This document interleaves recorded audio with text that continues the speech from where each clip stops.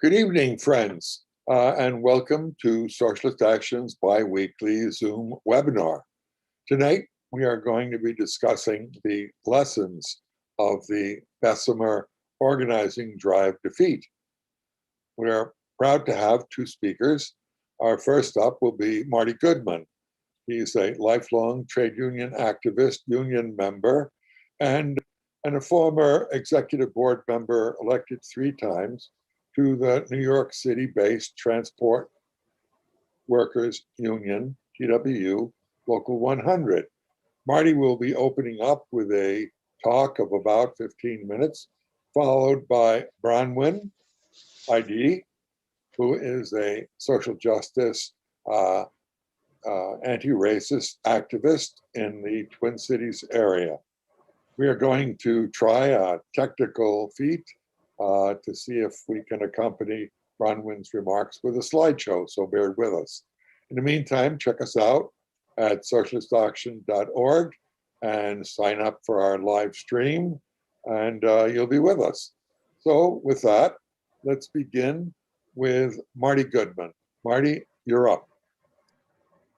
Okay, thank you, everyone. Thank you, Jeff, and all the folks on the tube right now.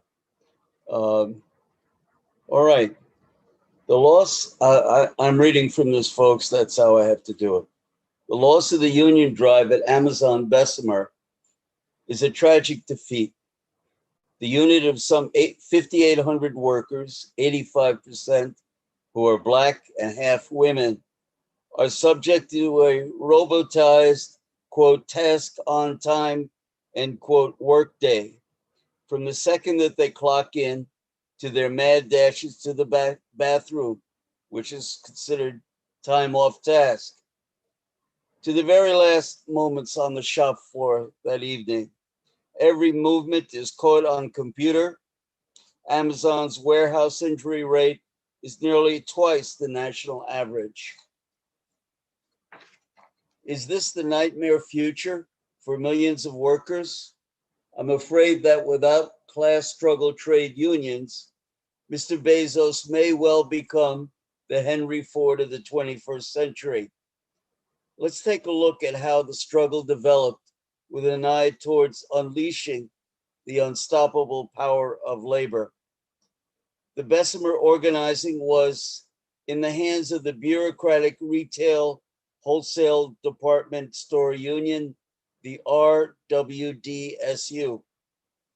But before examining that experience, let me mention that I was once a worker in a meatpacking plant in Lower Manhattan.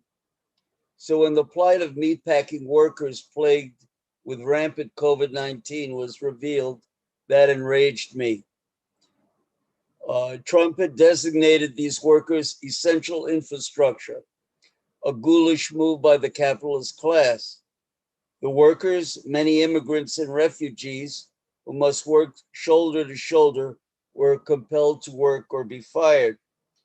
They were organized by the United Food and Commercial Workers, or UFCW, and its affiliate, the RWDSU. Despite the rampaging COVID, there were no strikes, at least not by any union.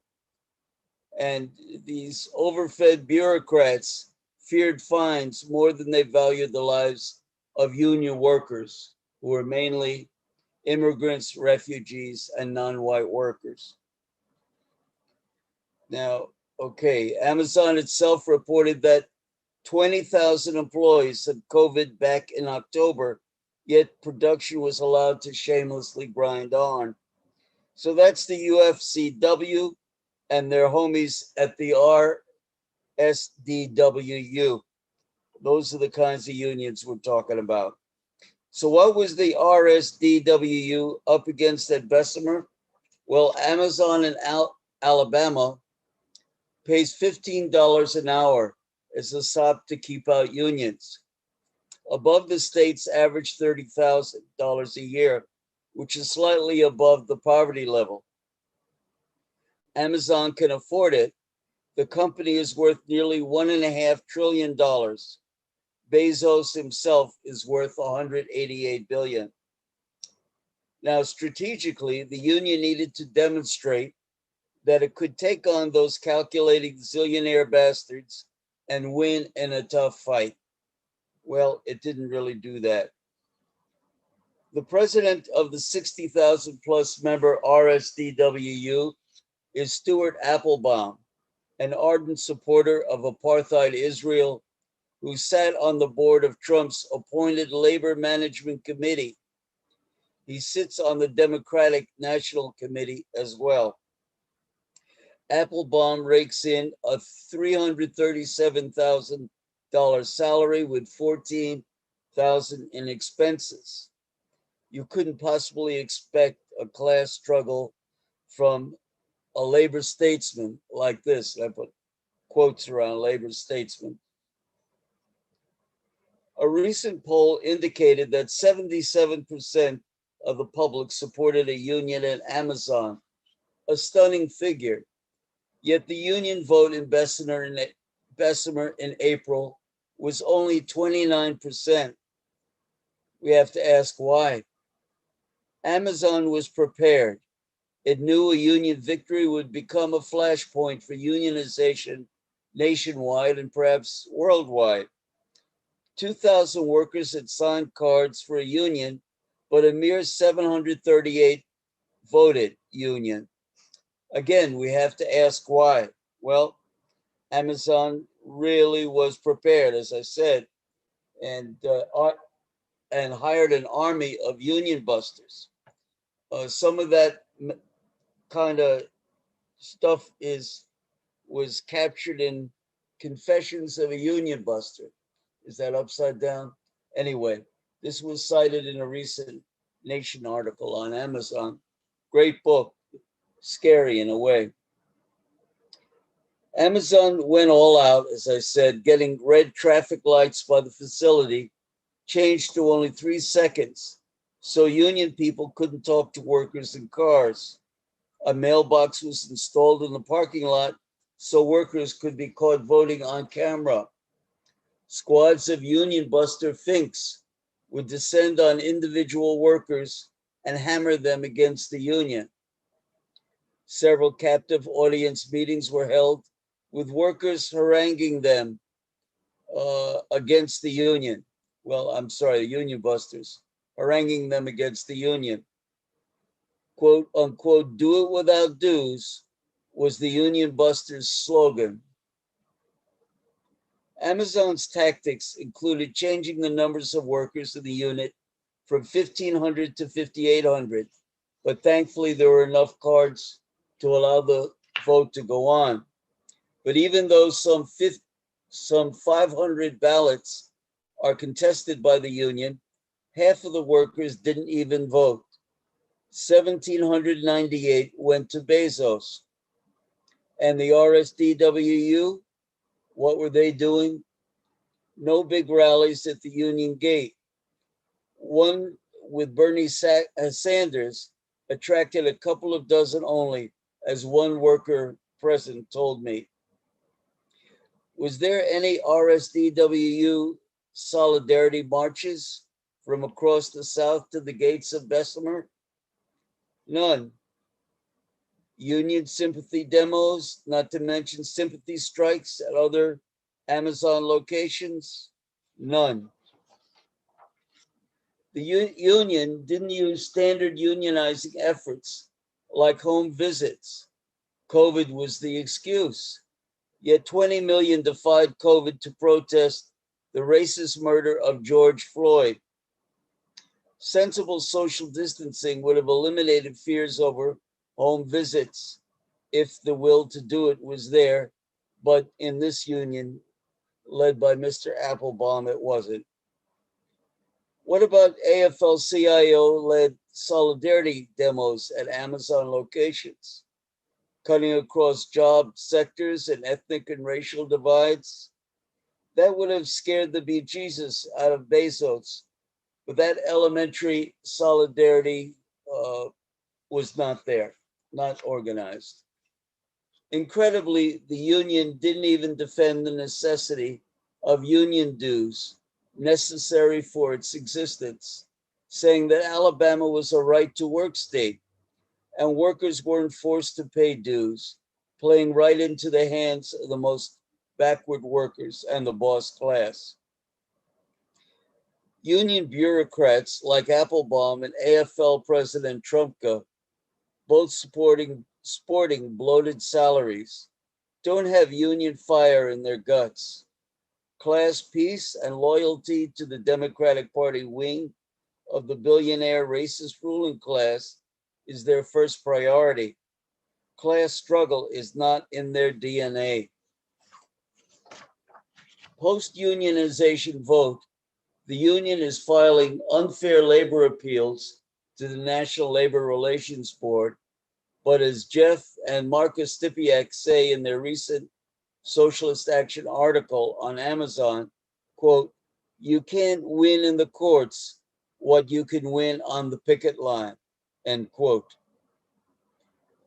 Trumka and the rest of Labor's Democratic Party is looking now to fix it all with the PRO Act to cover their tracks. That's what they propose for labor reform, but socialists understand that there's no piece of legislation in the capitalist system that's worth a damn without class struggle and class mobilization. And by the way, the PRO Act apparently includes arbitration, which is a form of boss's rules, master's democratic decision. Okay. Our alternative to trusting the rigged capitalist system, the NLRB, is to build a mobilized democratic labor movement to tighten the screws on Amazon and the entire boss class. We say to the unions involved with Amazon, shut it down. Here's how union recognition was fought for and won, old school, back in the 30s. I'll use two quick examples to illustrate the point. The United Auto Workers Flint, Michigan sit-down strike of 36 was led by communists and socialists. The United Auto Workers had withdrawn from the AFL and the workers tore up their union cards. By December, there were 4 major GM plants where thousands sat down by their machines, a new militant tactic at the time. Vigilantes and goons were organized by the bosses, but union men came by the thousands and would not move. The GM bosses were violating the 1935 Wagner Act that supposedly guaranteed labor's right to collective bargaining. But on the streets, there was another law in effect. But the militant Flint workers refused to leave the plants. A popular workers' slogan was, quote, damn the injunction, damn the courts, damn the army, and double damn GM, end quote. Thousands of women were mobilized in support, braving police violence to feed their husbands in the plants through the windows mainly. In all the ensuing battles there, 14 strikers fell from gunshots in the Battle of Bull's Run, a turning point in labor history. In the end, GM had tried the Red Scare, the courts, the cops, and vigilantes, but the occupiers would not move for 44 days. Thousands of US troops were ready at the plant to attack on the orders of Democratic Governor Murphy. But on February 11, 1937, GM surrendered and recognized the Union. Class struggle had won a mighty battle. And a second example, I'll try to be real quick about it, was the Teamsters Local 574 in Minneapolis in the strike of 1934, excuse me. Local 574 was led by revolutionary socialists, Trotskyists, like Farrell Dobbs, the Dunn brothers, Carl Skoglund, and others. It was documented in the classic series by Farrell Dobbs, beginning with the book Teamster Rebellion, which I'll show you here just to share that. I don't know how to make it go right. That's what it looks like. Put out by Monad and Pathfinder, depending on the year. Their central focus was truck drivers, but it also sought an end to narrow craft unionism that split and weakened the trade union movement by including cabbies, coal haulers, agricultural workers, and many other occupations. Their strike for union recognition became a general strike in 34. The town virtually shut down. The Teamsters employed class struggle tactics like flying pickets, where truckloads of strikers would patrol the streets looking for scabs, scab trucks that were often accompanied by cops and goons. Yet for a period in Minneapolis, workers' power prevailed. In fact, workers' power was so pervasive that local members were even directing traffic downtown.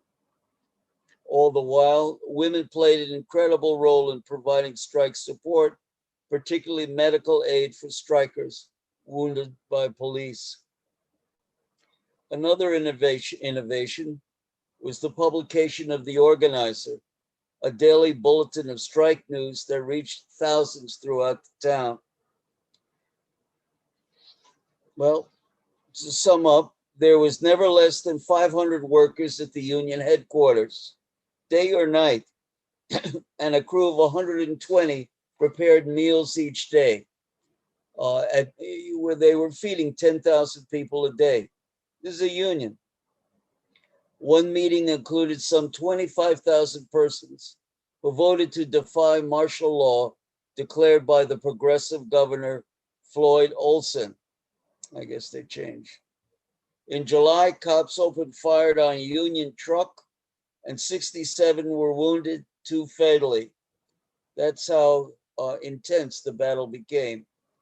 Aware that the Minneapolis ruling class had organized a strike busting army and the so-called Citizens Alliance, the workers prepared their own self-defense squads.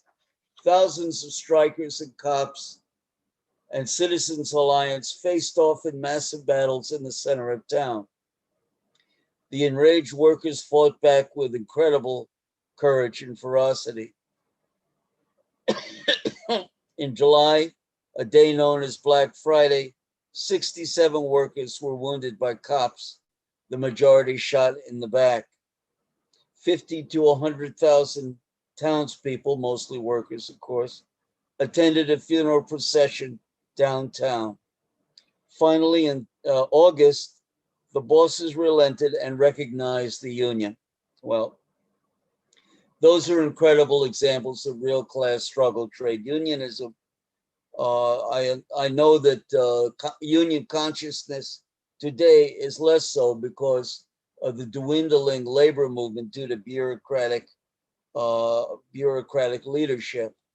But that's what's possible with democratic mass class struggle, trade unionism that broke the back of the boss class and the double talking capitalist politicians back in the 30s, particularly the incredible example of the Teamsters. Of course, each struggle has its own pace and requires varied tactics given the consciousness of the workers. But having a class struggle union leadership is key to taking the struggle to new levels, as did the Trotskyist leadership in Local 574. Keeping labor independent of the two bosses' parties was and forever will remain critical. We should have learned that in my own TW Local 100 when we struck and shut down New York City in 2005, when Democratic Party hacks and their labor phonies were telling us to end our strike after only 2.5 days. A strike which paralyzed the city, the richest in the world, the banks, and Wall Street. Yet we won the support of our highly diverse working class. Socialist Action hopes that there will be another, better shot at unionizing Bessemer and all of the 110 other Amazon locations, including right here in New York City at Amazon Staten Island, which I visited recently, and in Queens. But the lessons of Bessemer must be absorbed by rank and filers if they are to succeed. Militant, mass-based rank and file action is key to any successful union struggle. Fighting for a militant labor movement is socialist action. If you are a worker and a socialist, you belong in a revolutionary organization with decades of experience. Please join us. Thank you very much. Well, thanks, Marty Goodman from Transport Workers Union Local 100 in New York City and a member of Socialist Action's National Committee and Political Committee.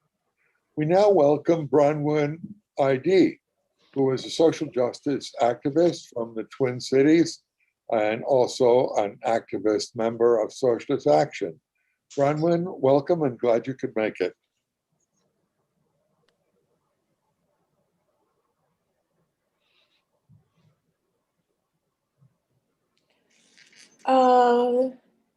Can you hear me all right? Yep, you're on, and we can see the slideshow. All right. The Bessemer, Alabama Amazon Worker Union Drive is definitely the most significant labor struggle of the 21st century, according to UCL labor historian Robin G.G. Kelly. The Bessemer, Alabama Amazon Fulfillment Center warehouse, also known as BHM1, has 5,800 employees who began voting on February 9th, 2021, on whether or not to join the Retail, Wholesale, and Department Store Union, RWDSU. Organizers of this union drive detailed the reasons for BHM1 workers organizing to join the RWDSU as stronger COVID-19 safety measures and relief from impossibly high productivity standards that leave many Amazon employees unable to take bathroom breaks. Employee voting to join RWDSU at BHM1 Fulfillment Center closed March 29th, 2021, with 738 employees voting to unionize and 1,798 workers voting against joining the RWDSU. Amazon conducted a vicious union busting campaign, leading to the RWDSU filing 23 complaints with the National Labor Relations Board, which will be heard by the NLRB beginning May 7, 2021, and could result in an overruling of the vote results. Next slide, please.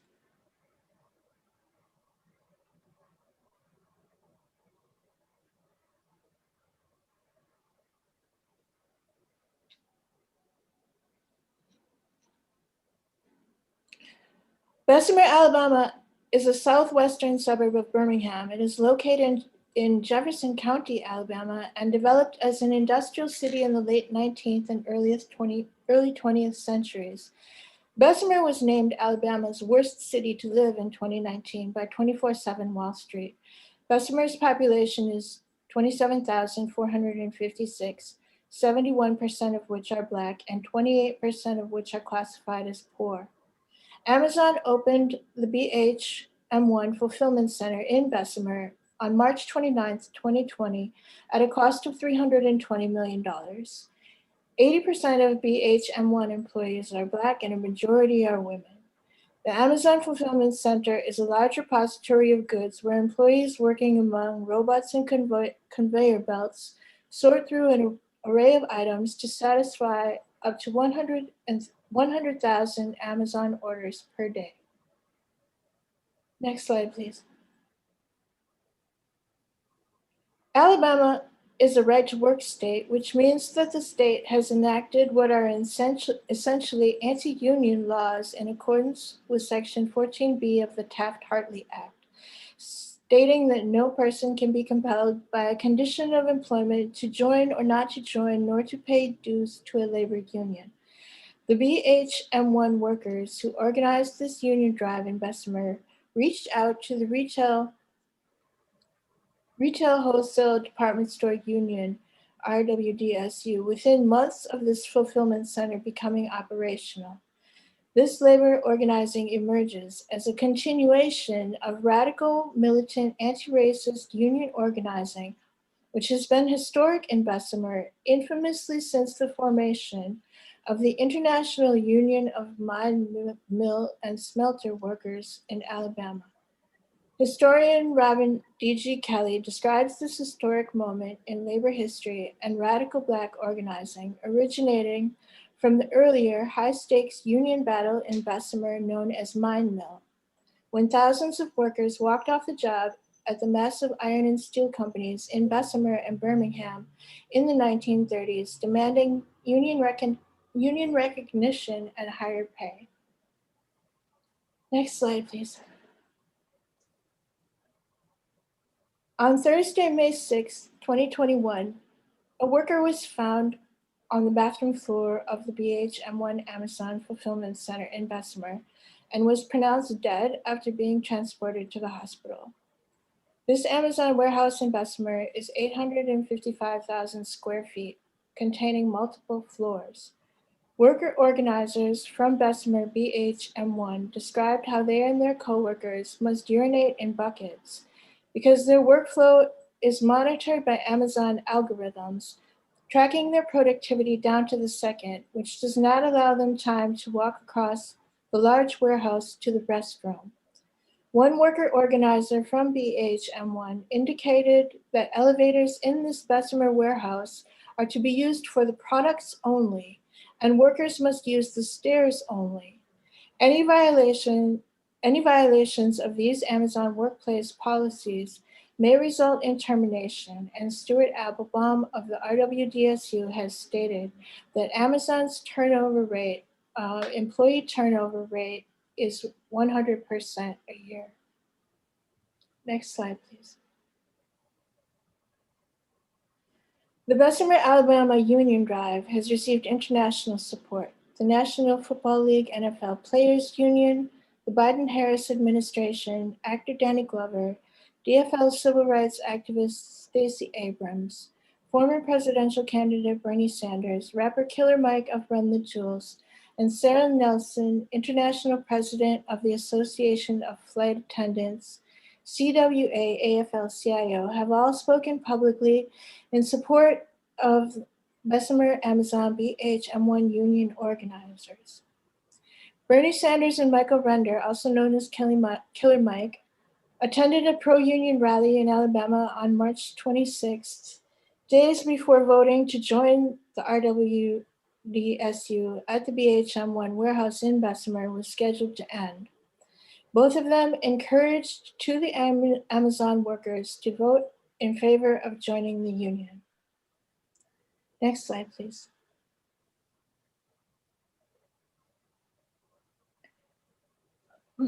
Killer Mike, or Mike Render's staunch support for improving working conditions and the morale of Black Bessemer workers, according to Revolt TV, was clear in his message describing the warehouse environment.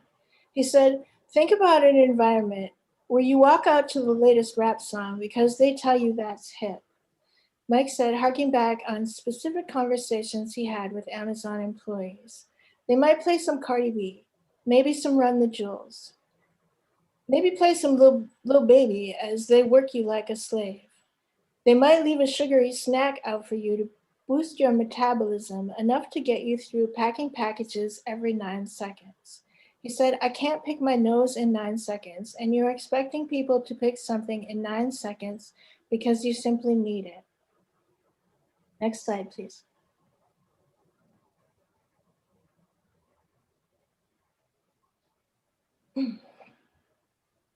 Amazon not only spent millions of dollars on its union-busting campaign against the Bessemer worker organizers in order to defeat their efforts to join the RWDSU, Amazon even had a private U.S. postal mailbox installed inside the BHM1 warehouse.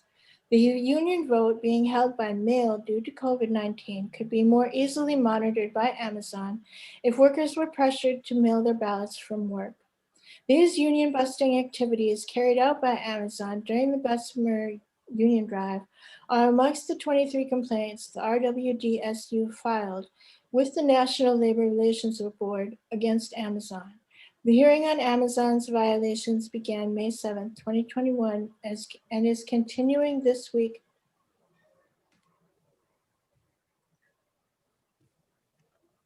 Possibly through the funeral of a now deceased Bessemer BH1 warehouse worker.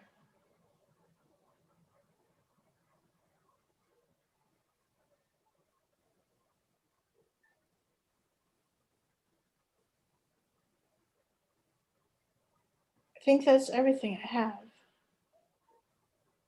I think maybe I skipped something, but Okay. Thank you, Bronwyn. And let me ask a couple of questions of the speakers. First, as Marty Goodman pointed out, here you had a battle of the basically third largest corporation on the planet Earth, headed by a man who is probably close to, if not the richest battle on Earth, with 110 locations across the United States. And the RWDSU decided on a collective bargaining election in one place, figuring that why not? Blacks are going to vote for the union. It's 80% black. We got an automatic victory. Blacks were militant.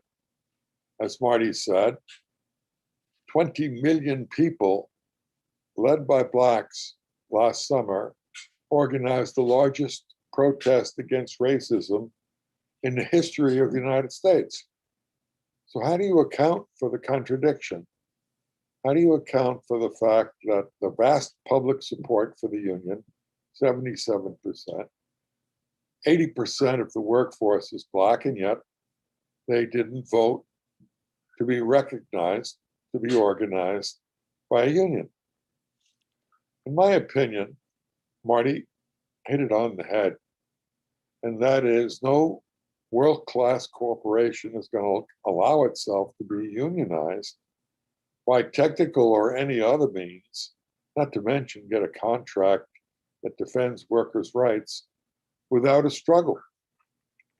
The RWDSU thinks that their defeat at Bessemer can be reversed if we simply pass the Democratic Party supported PRO Act, which says all you need is 60% of the workers to sign cards and you have a union, collect dues and go from there, as if union membership means a contract. But the bureaucracy today has presided over a trade union movement that is the weakest in the history of the United States. 6% and declining of the entire working class in the private sector are unionized. So Marty's suggestion is we need to do something fundamentally different.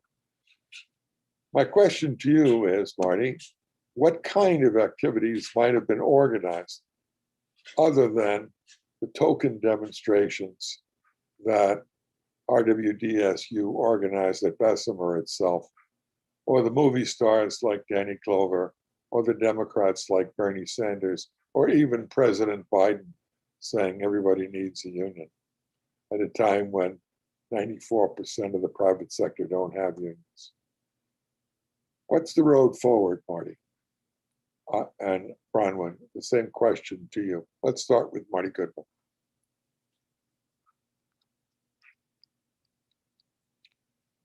And Okay, there we go.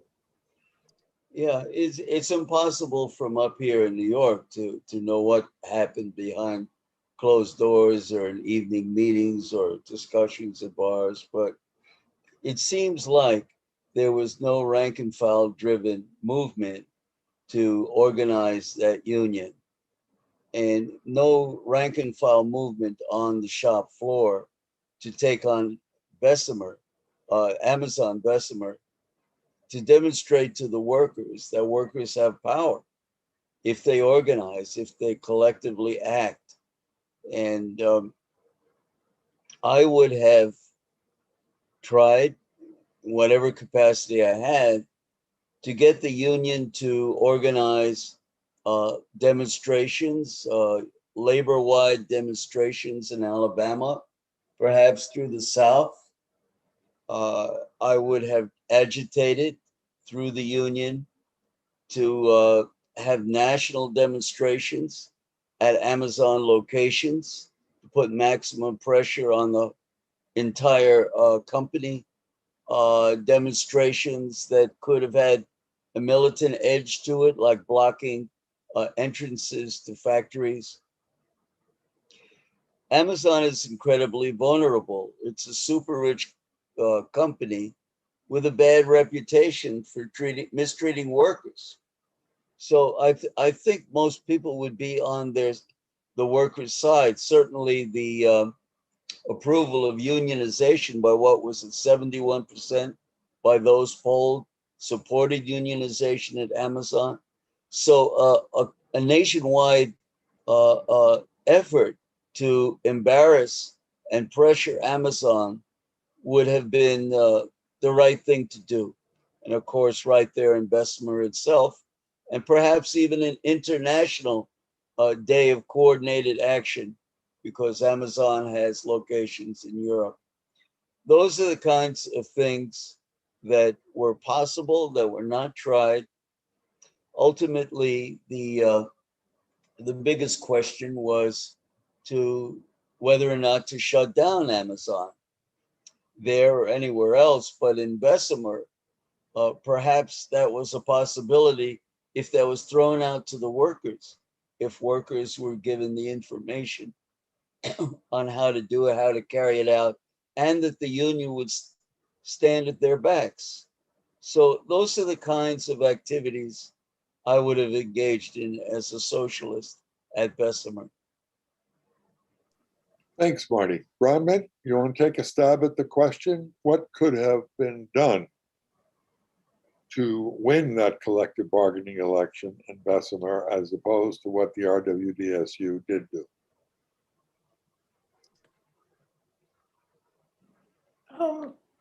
I mean, I think Marty discussed the fact that Amazon had been paying a consultant $3,200 a day. I mean, their campaign was their anti-union, their union busting campaign was so well funded and so massive. And like the things that they did were so extreme. They monitored the workers constantly. They had them monitored for I think one worker was terminated at one point for posting a flyer in a restroom. So these workers are already monitored by algorithms. Algorithms are monitoring their workflow, how fast they're working. So I mean that they're already being monitored. So then they're monitored so they can't organize amongst each other, and that really needs to be addressed. They were terminating people. If they terminated someone for posting a flyer in a restroom, they were surveilling their workers like they were, like, I mean, the police. I mean, it was a police state type of environment. So that, I mean, that really needs to be addressed. I mean, what could they do?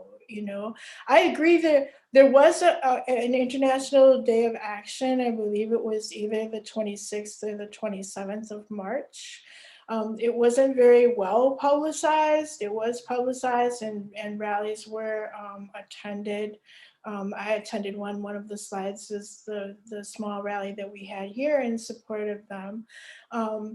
And then I do think that a boycott, and I think that people are discussing that. I mean, I think people really boycotting Amazon on a really international scale and saying, we really support these workers. Look at this. This is awful. Look at what they have to go through. I mean, really. I mean, treating the products better than the employees.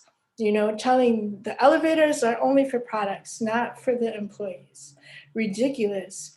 I mean, absolutely inhumane conditions. Thanks, Bronwyn. Let me take off on that point. You said a worker was fired for placing a union placard in the bathroom. If it were me, and I have been a trade unionist for much of my life, and I were in the leadership of the RWDSU, I would have simply sent a note to the boss saying, unless you replace that worker immediately, we're going to strike the entire plant. You can't fire a worker. And if the boss turned around and said, well, that's illegal, I would say, that's tough. You're going to hire that worker back, and we're going to close you down. And we're going to close down Bessemer, not just with the 5,800 workers, but with the entire working class, majority Black.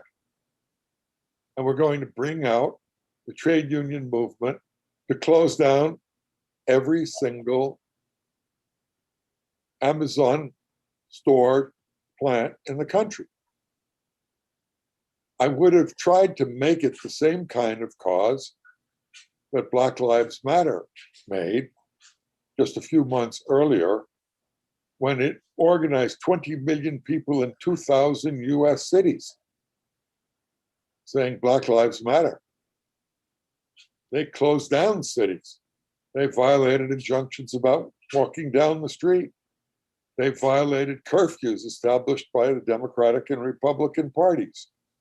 They violated every single order of the Democratic Party and judges, and no one touched any of them because they were massive, because they had the support of everyone. Marty, that's the kind of labor movement I think we need, Bronwyn as well. Question is, how do we get there? Seems to me that crisis-ridden capitalism, which has lost 10 million jobs since COVID, which has a real workforce that is almost 40% unemployed. This is the government's figures. That is the labor participation rate. With millions of workers in part-time, low wage, no union, no benefit, gig economy jobs, there's a deep anger out there. And it seems to me that if the energy we saw last summer, with 20 million people in the streets, led by Blacks, but working class whites join, can be transferred by a new leadership, we have the potential to win. If we follow the strategy of the RWDSU, which includes filing an unfair labor practice before judges and courts and arbitrators, we're going to go backwards like we've been going for decades. What's your take on this? Am I a wide-eyed dreamer? Am I inventing scenarios that are impossible? Or if they are impossible, is there any future whatsoever for working people in the United States outside of the class struggle arena? Marty, you want to take a stab?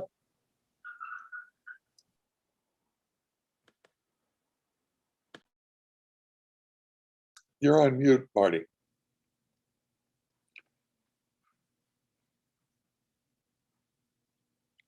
Marty, you're on mute. Can't hear you. There you go. You hear me now?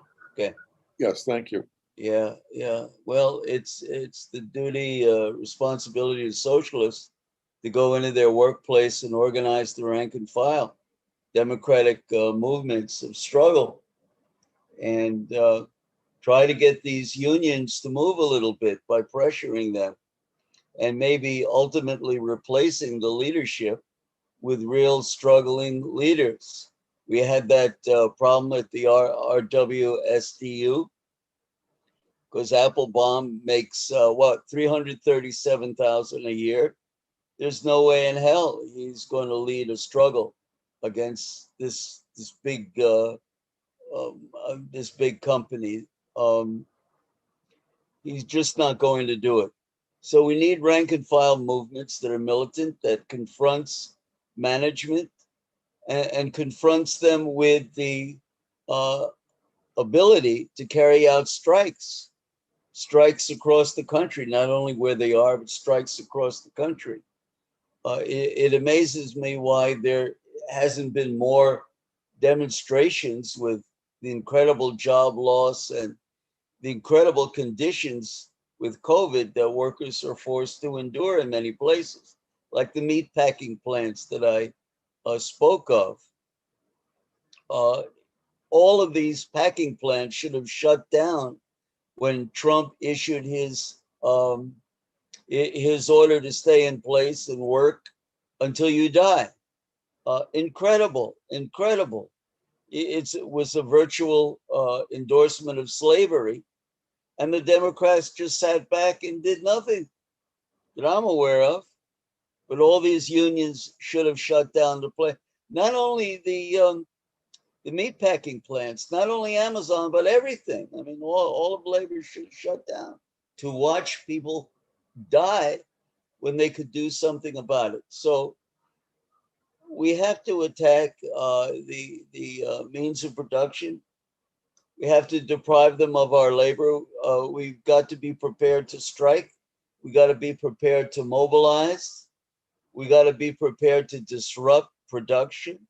We've got to take it to the streets and get our sisters and brothers in the labor movement to join us in huge demonstrations right to the gates of Amazon and keep on fighting. We can win this. The majority of people in this country are working people, and our power is immense. If we don't go to work, nothing works. I don't care how rich you are. You're not going to make any money if people don't want to work. So that's what the point we've got to get to, building an independent militant trade union movement that is willing to shut things down and ready to fight to the end, and which would be actual revolution down the road. So let's work on getting there. Thanks, Marty. Bronwyn and Marty, I have two questions from our listeners. One from Anne Montague, who says a lot of things we do not know. Was there a rank and file organizing committee? Were workers inoculated so they knew what to expect? What is different in Europe where Amazon is unionized? And finally, Mark Dobre from the Bay Area says democratic movements of struggle are key. Same with replacing the leadership. It's essential to win these leadership roles can take a lifetime to achieve. What's your response to Anne Montague and Mark Dobre? Who goes first? Bronwyn, you want to take a stab at it? I can if you want. Yeah, Marty, go ahead. Okay. No, we don't know about that, but I've seen concerning rank and file activity.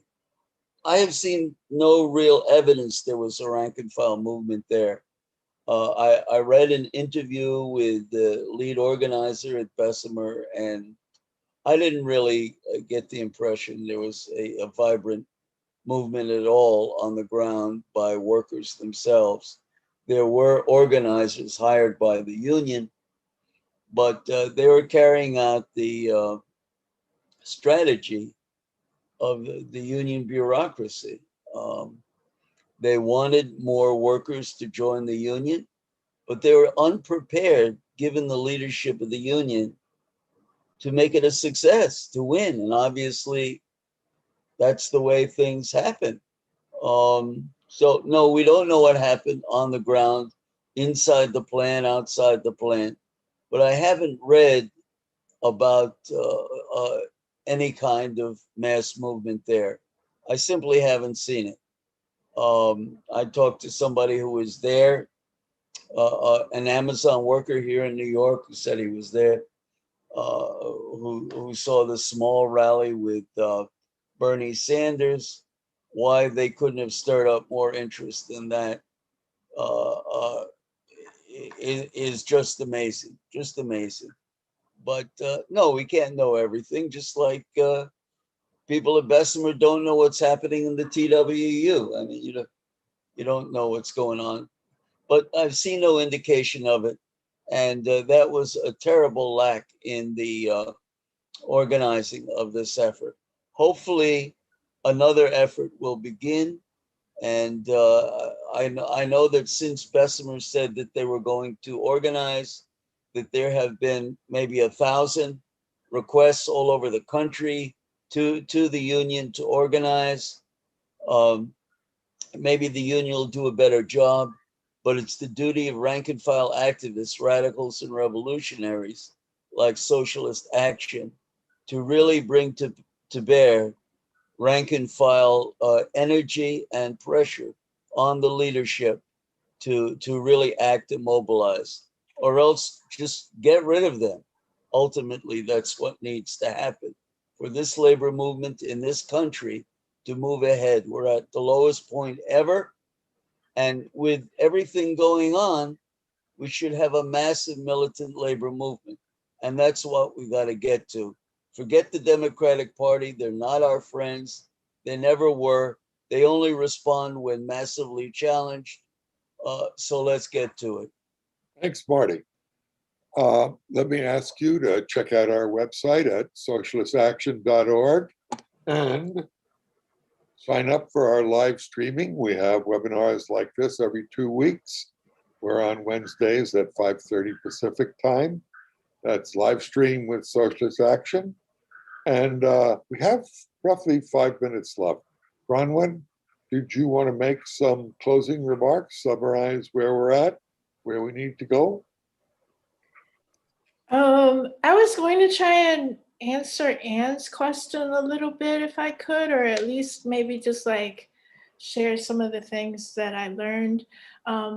If there was an organizing committee, um, like the labor organizer Jane McAlvey was discussing the campaign, the whole union drive campaign, and its flaws. And the organizers said that the campaign was a little bit flawed, especially based on how much union busting activity was going on. Like it was just so extreme, like everything that Amazon was doing. Surveillance. I mean, the surveillance was like being in a prison, like really prison level surveillance on the employees. But one of the things that Ms. McAlvey was discussing were these meetings that are known as captive audience meetings, and how maybe the organizers weren't educated on ways that they could have dealt with these meetings. um, and that was the Amazon conducted those meetings throughout the Bessemer campaign, where employees were just forced to go to these meetings, explaining to them why they shouldn't vote in favor of the union. And the only thing that they did, the House of Representatives passed the PRO Act, and the PRO Act is supposed to, uh, codify this being illegal, that these captive audience meetings would become illegal. But in the meantime, the organizers can learn how there are different ways, actually more, I don't know, more savvy ways of not attending these meetings or kind of being disruptive. And she discussed some of them, like, I don't know, just ways to kind of like militantly, but not, not where they would call the police, be disruptive in these captive audience meetings. Thanks, Bronwyn. Marty, some final remarks.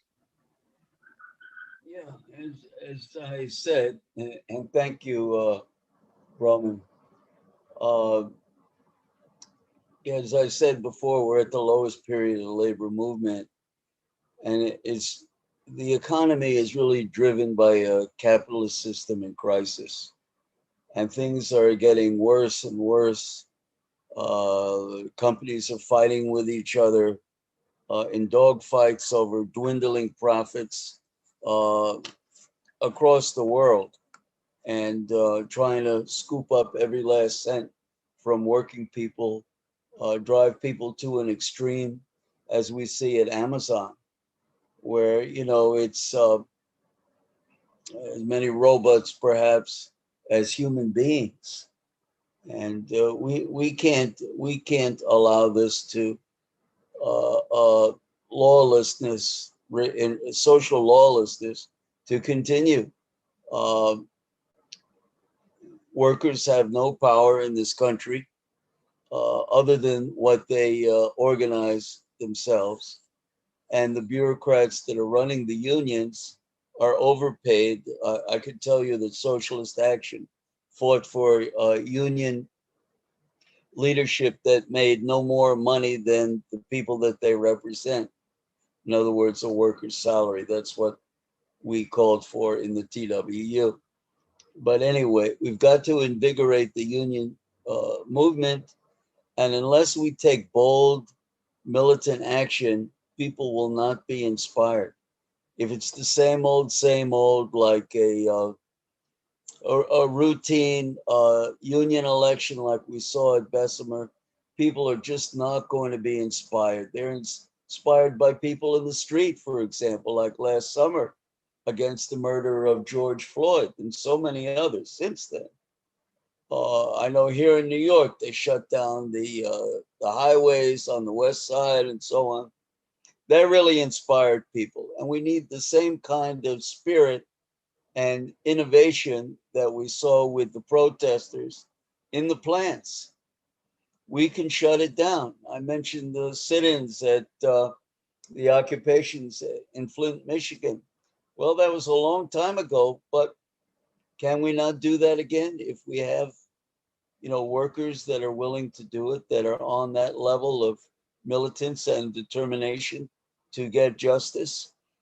And the incredible erosion of the divisions in the labor movement over race and ethnicity, and even the defense of immigrant rights. This is more popular, I think, in the working class than ever. Of course, there's an element there that is not. But we should build on the unity, build on the militants, and build on our power, our independence as workers. Break with the Democratic Party, build a real rank and file movement to challenge the bosses everywhere. That's Thanks, that's how I see it. thanks, Marty and Bronwyn. Check us out, socialistaction.org. Come back in 2 weeks, join our live streaming, see past videos, and some final comments. One from our engineer, Lisa Leonard. She said, part of our fight back would be to expose that Amazon's tactics are examples of the dictatorship of the ruling class at the workplace. That's true. There is no power weaker than the feeble force of one individual. But the union makes us strong. That's the anthem. Solidarity forever. When the union's inspiration in the workers' blood shall run, there shall be no power greater anywhere beneath the sun. Amazon, if I may close, was um, had to face a union that did everything wrong. They didn't even follow the minimum tactics of union organizing. They didn't even go door to door to talk to the workers at home. They didn't bring in thousands of organizers to do that. And their excuse?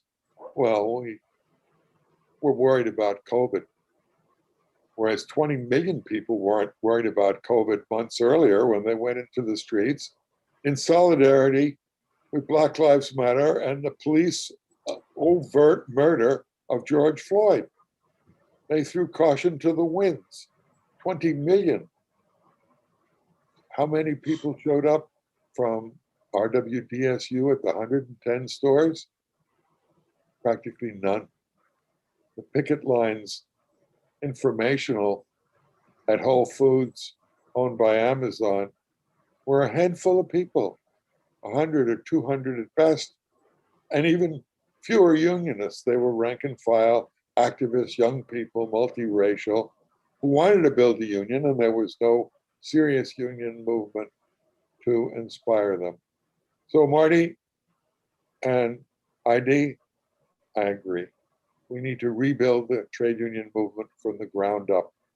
We need to take the passion and pro-union sentiment that we see in every poll, not to mention the fact that the majority of youth under 30 prefer socialism to capitalism, and organize it to the extent that socialists are on the picket line at the point of production, talking to workers, selling their newspaper, organizing united front demonstrations for immigrants, for the oppressed communities. We can move forward. To the extent that the trade union movement remains locked into the capitalist party in power, the Democrats, Joseph Biden or Hillary Clinton or Obama or Bernie Sanders, they're all the same. They vote for the same capitalist system, which inherently is responsible for racism, poverty, unemployment, union busting, speed up, and offshoring jobs. Thank you so much. Check us out, socialistaction.org, and our live stream website. If you're interested in joining, you can find our phone and email socialistaction@lmi.net or the number to call in your city. Thanks for being with us. Thanks to our engineer, Lisa Leonard. Thanks to Marty Goodman. And thanks to Bronwyn Ede. And good evening, and let's call it a day.